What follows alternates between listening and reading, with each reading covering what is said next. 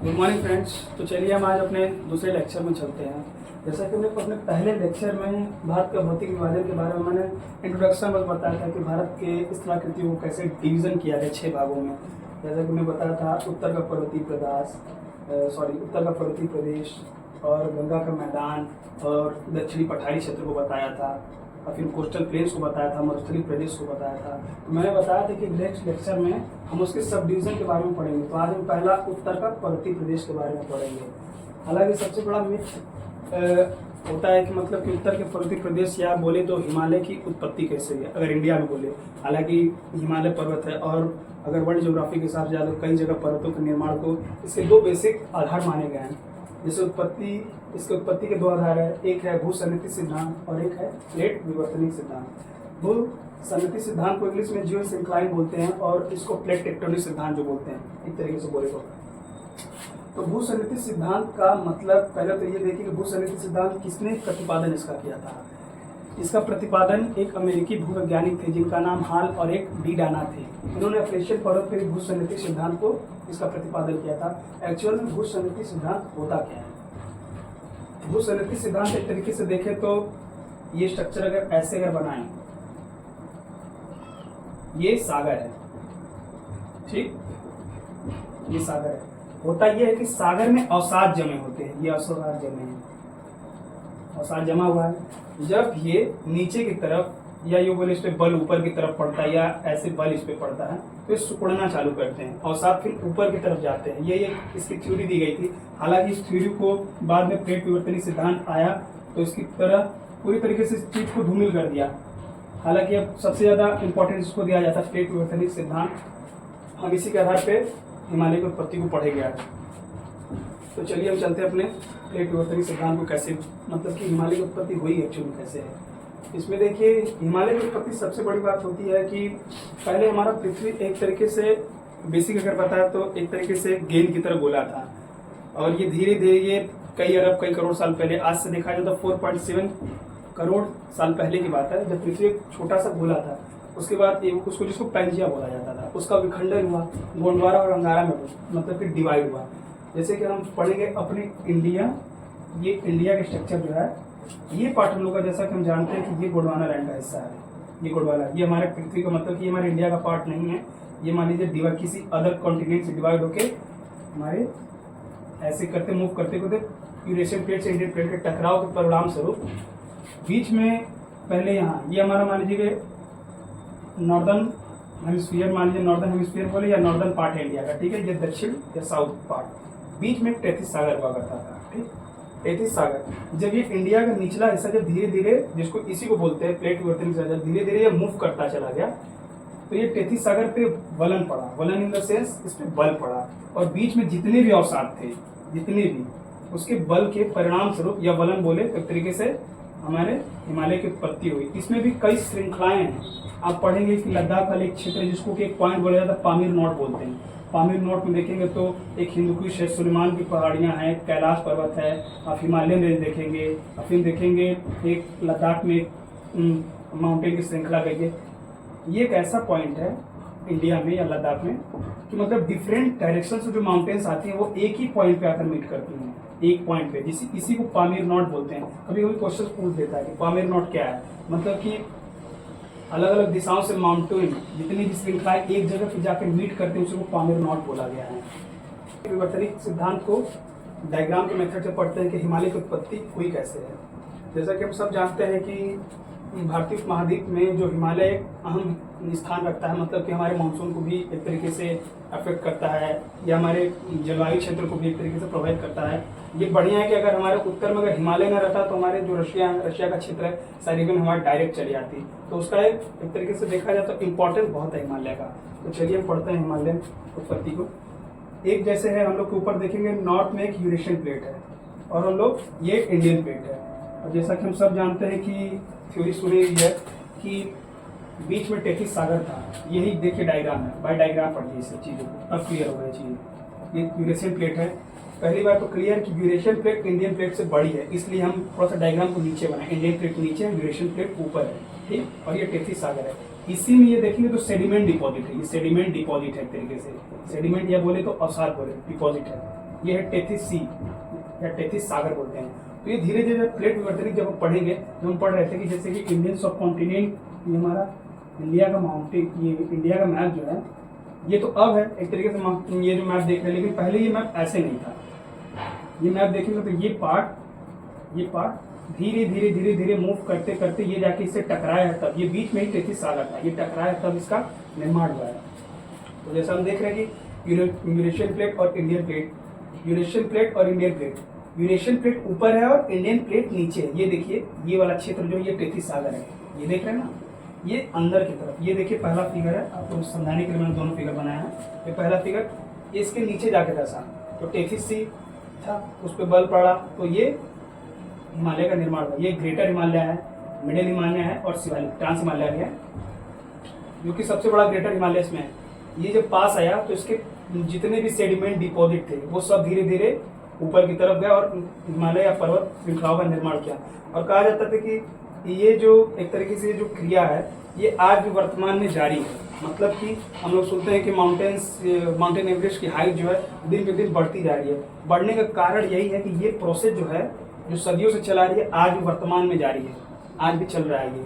तो आज के बाद हमको लगता है कि डाउट नहीं रहेगी कि चीज़ें क्या है, लेकिन हाँ एक दो क्वेश्चन यहाँ से बनते हैं कि हिमालय क्षेत्र में हम देखते हैं कि भूकंप आते हैं, लेकिन ज्वालामुखी विस्फोट क्यों आता है? सबसे मेन कारण बहुत कम लोग बताएंगे।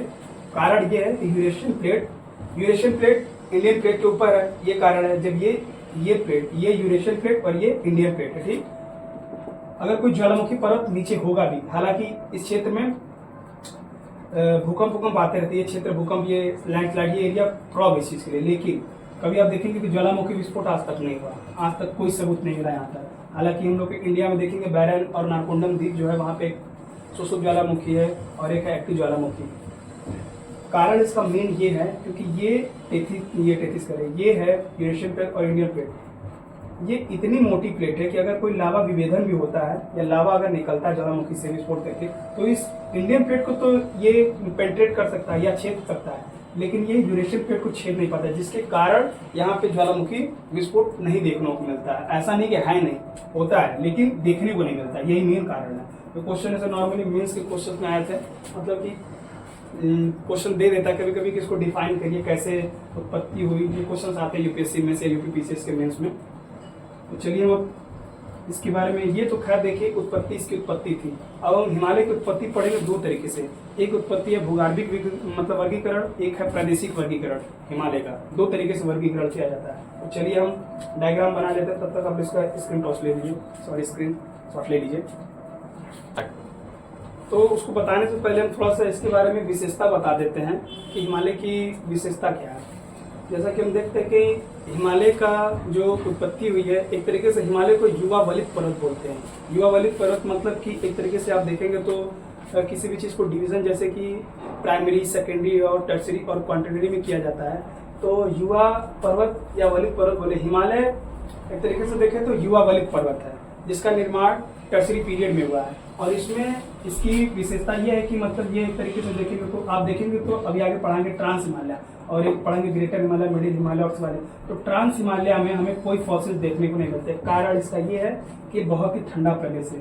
सियाचिन, बाल्टोरा, ये बलूचिस्तान सियाचिन वाला क्षेत्र, मतलब कि अप्रोक्स टेम्परेचर है -50 डिग्री सेल्सियस टेम्परेचर रहता है, जिसके कारण यहाँ पे कोई भी लिविंग थिंग्स मतलब कि एग्जिस्ट नहीं करता है, ना हमें फॉसिल्स यहाँ देखने को मिलते हैं। जैसे जैसे हम ऊपर हाइट की तरफ बढ़ेंगे ठंडा बढ़ता चला जाता है।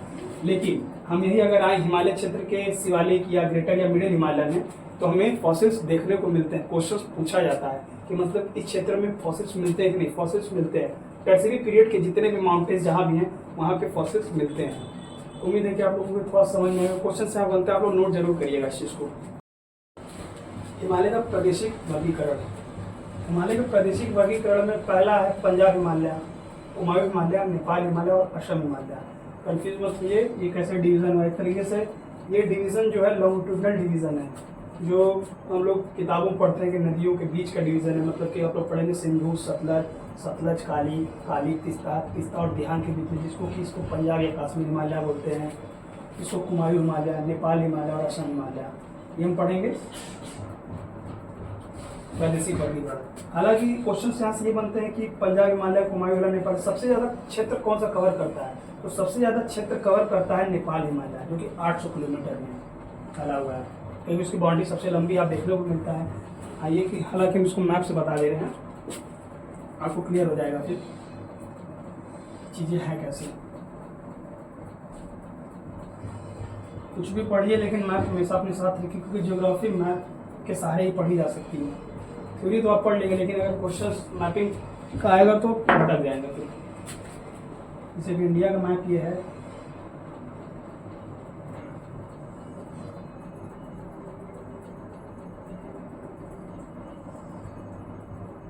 ये इंडिया का मैप है। ये डिवीजन देखिए ऐसे हुआ है, लॉन्गिट्यूडिनल डिवीजन है ये।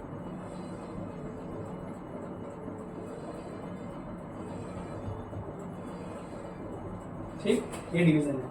तो इसी डिवीजन को ये देखिए, यहाँ से ये सिंधु नदी निकली है ऐसे, सिंधु, और यहीं से ये सतलुज है, सिंधु सतलज, और फिर सतलज से फिर ये क्षेत्र है काली रिवर का, काली रिवर, और फिर ये काली रिवर का क्षेत्र है। काली के बाद एक तीस्ता रिवर है, ये पालिया से निकलती है, और फिर एक दिहांग है जो असम में है। ये क्षेत्र ऐसे कवर करती है, ये क्षेत्र कवर हो गया। ये 4 क्षेत्र है, ये पंजाब और कश्मीर हिमालय जिसको बोलते हैं, और ये क्षेत्र है सतलुज और काली में, काली रिवर के बीच जो है ये उत्तराखंड या कुमायूं वाला क्षेत्र है, और काली से तीस्ता के बीच नेपाल का क्षेत्र है, और तीस्ता से दिहांग के बीच में जो है असम हिमालय पाया जाता है।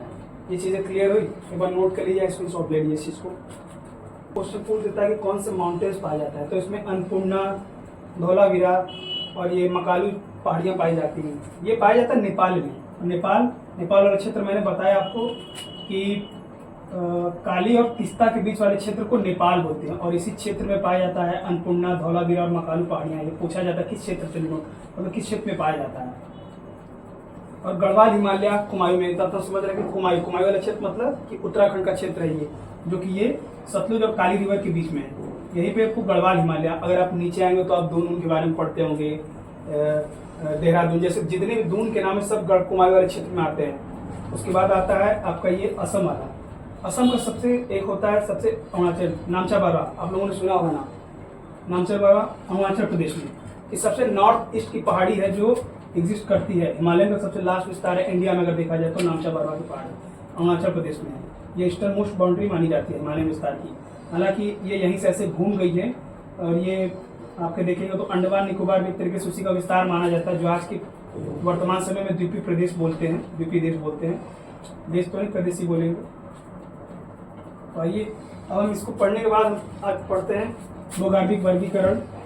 हालांकि ये चीज़ें समझ में आई होगी कुछ, अगर कोई दिक्कत हो, डाउट हो तो कमेंट सेक्शन में जरूर बताइए अगर कुछ छूटा हो। हालांकि इसके क्वेश्चंस की जितने प्रैक्टिस होंगे, मैं ये जो जब खत्म होगा 6 चीज़ को या 6वें डिवीजन को मैं जो पढ़ा लूँगा पूरा, तो जितने भी आयोग में एसएससी, बीपीएससी, यूपीपीएससी जितने भी क्वेश्चन आएंगे मैं इसको कराऊंगा, तो डाउट पूरे क्लियर हो जाएंगे।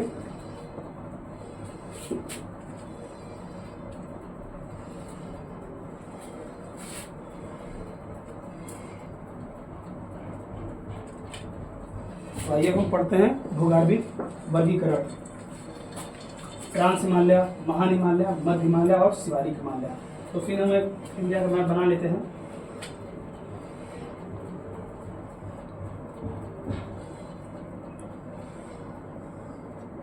ठीक, इंडिया का मैप बना लिए।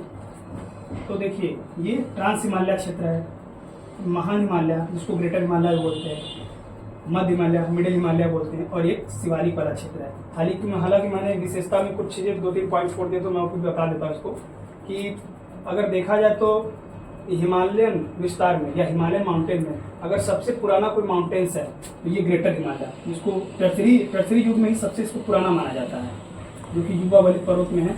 और सबसे नया अगर कोई माना जाएगा चारों हिस्सों में तो शिवालिक सबसे नया है टर्सरी युग में। उसके बाद हमारा गंगेटिक प्लेन, शिवालिक के नीचे देखेंगे तो तराई और गंगेटिक प्लेन स्टार्ट हो जाता है, जो कि क्वार्टरली क्षेत्र का है। मतलब कि सबसे अगर नवीनतम या नया भूखंड बोला जाए तो हमारा ये गंगेटिक प्लेन है, कंफ्यूज मत होइएगा। ये माउंटेन्स वाला टर्सरी में और ये क्वांटिटी जो सबसे लास्ट में है।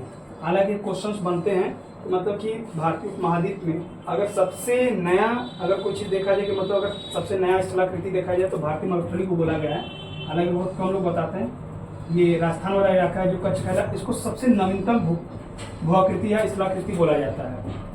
हालांकि इससे क्वेश्चन बहुत कम पूछते, बहुत रेयर है कि क्वेश्चन से उठाता है। हालांकि यही पूछेगा कि सबसे नया इसमें स्थलाकृति या मैदानी क्षेत्र कौन सा है, तो नॉर्थ इंडिया का गैंगेटिक प्लेन्स या उत्तर भारत का विशाल मैदान। तो आइए हम पढ़ते हैं ट्रांस हिमालय में। तो ट्रांस हिमालय में 3 सब डिवीजन पाए जाते हैं, 3 हिस्से इसमें भी हैं, मतलब कि ट्रांस हिमालय में काराकोरम है, ये ट्रांस हिमालय हम लिख दे रहे हैं। ट्रांस हिमालय, और ट्रांस हिमालय में सब डिवीजन रहती है, काराकोरम, लद्दाख और जास्कर श्रेणी। पीर पंजाल इसका पार्ट नहीं, पीर पंजाल है महान हिमालय, महान हिमालय का पार्ट है, जो कि पीर पंजाल श्रेणी में ही दुनिया की सबसे ऊंची चोटी माउंटेन एवरेस्ट पाई जाती है, पीर पंजाल में है, इसका पार्ट नहीं है। ठीक, ट्रांस हिमालय। तो काराकोरम में एक चोटी पाई जाती है, भारत की सबसे ऊंची चोटी मानी जाती है, जो K2। अप्रोक्स इसकी हाइट मेरे हिसाब से 8,561 के लमसम है। माउंटेन एवरेस्ट छोटी है K2, और K2 का नाम का ये जो नामकरण कैसे पड़ा है K2, आप देखेंगे काराकोरम, काराकोरम में क्या आता है, तो ये एक तरह हमने पहले ही बोला कि पर्वत श्रृंखला, मतलब कि ये जो माउंटेन्स हैं ये एक श्रृंखला में बढ़ती चली गई हैं। तो इसी का नाम K1, K2, K3 और ये K4 है। तो इसी में K2 जो है सबसे हाईएस्ट पीक है, इसीलिए इसको K2 मतलब कि कंचनजंगा, अरे कंचनजंगा बोले हैं, गार्डन आस्टीन सबसे ऊंची चोटी है। लेकिन ये एक तरीके से देखें तो क्वेश्चन जब बनता है तो ये पीओके या भारत और पाकिस्तान के विवादित क्षेत्र में है, हालांकि है इंडिया का हिस्सा है। तो क्वेश्चन इससे बनते हैं तो कभी कभी पूछ लेता है कि भारत में उपस्थित सबसे ऊंची चोटी कौन सी है प्रेजेंट टाइम में, तो हम K2 को कभी नहीं मानेंगे, कंचनजंगा को मानेंगे। लेकिन अगर कंचनजंगा ऑप्शन में नहीं जाएगा तो हम ऑप्शन K2 के साथ ही चले जाएंगे। काराकोरम लद्दाख,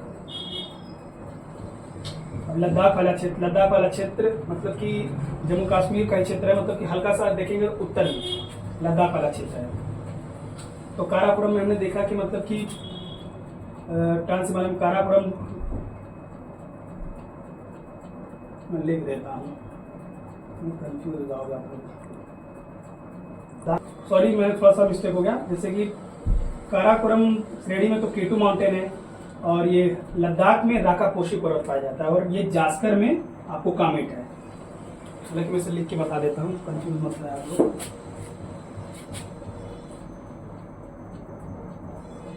मैं साफ साफ लिख देता हूँ उसको ताकि तो कंफ्यूज ना हो।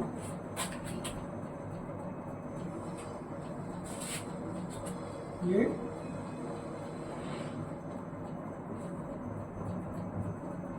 ट्रांस हिमालय, इसके सब डिवीजन 3 है, काराकोरम,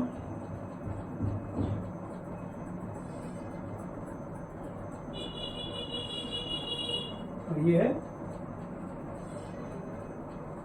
जास्कर। काराकोरम में बताया कि K2 माउंटेन है, लद्दाख में राकापोशी, और जास्कर में कामेट पर्वत। हालांकि ये जितने भी ये ट्रांस हिमालय आप जितने भी क्षेत्र देख रहे हैं ये इंडिया में, जैसे कि ये इंडिया है, ये कश्मीर हिमालय का क्षेत्र है, और कश्मीर हिमालय में केवल यही माउंटेन नहीं पाए जाते हैं, इसमें अन्नपूर्णा, नंगा पर्वत, ये सब पर्वत पाए जाते हैं, मतलब K2, नंगा पर्वत, अन्नपूर्णा, धौलावीरा, पीर पंजाल, ये सब ग्रेटर हिमालय का पार्ट है, जो कि नेपालियन हिमालय में पाया जाता है। इसी क्षेत्र में नेपालियन हिमालय क्षेत्र में सबसे इंडिया बोले या इंडिया या वर्ल्ड में सबसे ऊंची चोटी माउंटेन एवरेस्ट, जिसकी अप्रोक्स हाइट 8,800, इस समय वर्तमान में मेरे हिसाब से 8,850 मीटर के अप्रोक्स हाइट है, और ये दिन पे दिन बढ़ती चली जा रही है। इसके बारे में मैंने बताया क्यों बढ़ रही है, इसका कारण क्या है, प्लेट परिवर्तन के कारण बढ़ रही है ये।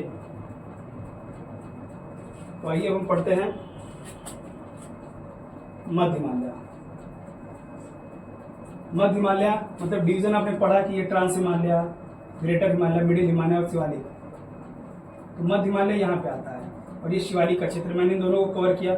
इसके बाद मैं पढ़ाऊंगा कि मतलब ये जितने भी ये पर्वत श्रृंखला, इसके डिवीजन में मतलब इस डिवीजन को मतलब किस नाम से जाना जाता है। आप लोगों ने पढ़ा होगा Indus Tsangpo suture zone, Indian main boundary fault पढ़ा होगा, इसके बारे में पढ़ाता हूँ। शिवालिक का क्षेत्र जो सबसे आउटर मोस्ट पार्ट है हिमालय का, और मध्य हिमालय जैसे कि हम देख रहे हैं कि फिर हमने बोला कि ये ट्रांस हिमालय, ग्रेटर हिमालय और ये मिडिल हिमालय और शिवालिक, इन दोनों के बीच में जो भ्रंश घाटी बोले, या फॉल्ट बोल सकते हैं इंग्लिश में, कि मतलब इन दोनों को जो मतलब कि डिवाइड करती है या जोड़ती कौन सी है, इन दोनों के बीच में भी है, इन दोनों के बीच में भी, इन दोनों के बीच में भी। तो ट्रांस हिमालय और ग्रेटर हिमालय के बीच में एक ये जोन पाया जाता है जिसको इंडस सांको सटर जोन बोलते हैं। ये क्वेश्चन यहाँ से बोलता है कि मतलब इंडस सटर मतलब इंडस सांको सटर जोन मतलब ये किन दो माउंटेन्स श्रेणी के बीच में है, trans Himalaya, greater Himalaya, option में दे देगा middle Himalaya, greater Himalaya. Confuse मत होइएगा, क्वेश्चन पूछे जाते हैं यहाँ से। मैं वही पढ़ा रहा हूँ जहाँ से क्वेश्चन बनते हैं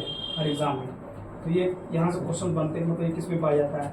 फिर आइए आप ग्रेट हिमालय और मिडिल हिमालय के बीच में कौन सा मतलब फॉल्ट पाया जाता है, मेन सेंट्रल थ्रस्ट। इस ये क्वेश्चन कई बार एग्जाम में आ गया है, मतलब जितने भी मतलब नॉर्मली ज्योग्राफी क्वेश्चन में क्वेश्चन पूछ देता है। और मिडिल हिमालय और शिवालिक के बीच में कौन सी मतलब की फॉल्ट पाई जाती है, मेन बाउंड्री फॉल्ट। ये मतलब ये इसका ऐसा ये क्वेश्चन सबसे बहुत पूछे जाएंगे।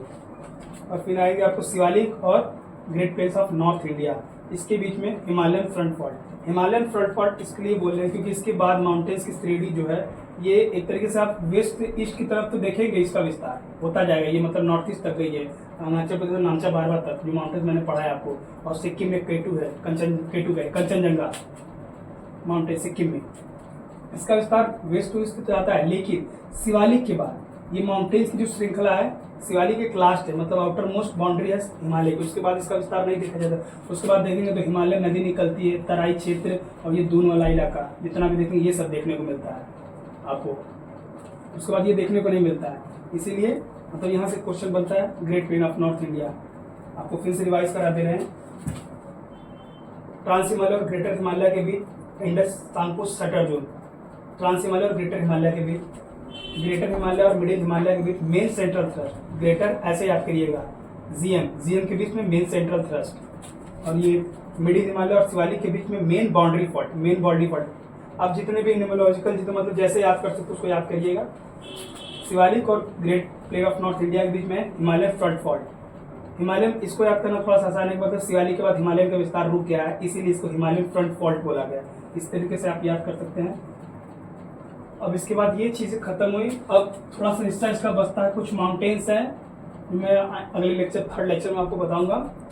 और दर्रे बच्चे हैं। दर्रे मैं आपको जब भारतीय उपमहाद्वीप का अपवाद तंत्र पढ़ाऊंगा या उत्तर भारत का जो नदी तंत्र है उसको जब पढ़ाऊंगा तो दर्रे वहाँ पे इसलिए मैं बताऊंगा क्योंकि जितनी भी सिंधु, सतलज, ब्रह्मपुत्रा बोलेंगे उधर से, और ये जितनी भी दर्रे हैं मतलब कुछ नदियाँ दर्रे में से होके निकली हैं, जैसे सिंधु, झेलम, ये सब जितनी नदियाँ हैं दर्रे से होकर, तो उस समय आपको दर्रा भी कवर कर दूंगा, तो वहाँ कवर हो जाएगा ये सब। उम्मीद है आपको ये लेक्चर थोड़ा समझ में आया होगा। मतलब ये सब पढ़ाने के बाद में जो लेक्चर खत्म हो तो मैं आपको क्वेश्चन भी कराऊंगा, मतलब जितने आयोग में आए हुए हैं आप फिर इस पर कोई डाउट नहीं रहेगा। मतलब ये डिटेल एक्सप्लेनेशन है, मतलब इसको 6-7 लेक्चर में मैं कंप्लीट करूंगा। ज़्यादा वीडियो नहीं है, छोटा वीडियो है 30-30 मिनट का। एग्जाम पॉइंट ऑफ व्यू के लिए सब बहुत इंपॉर्टेंट है। तब तक के लिए नमस्कार।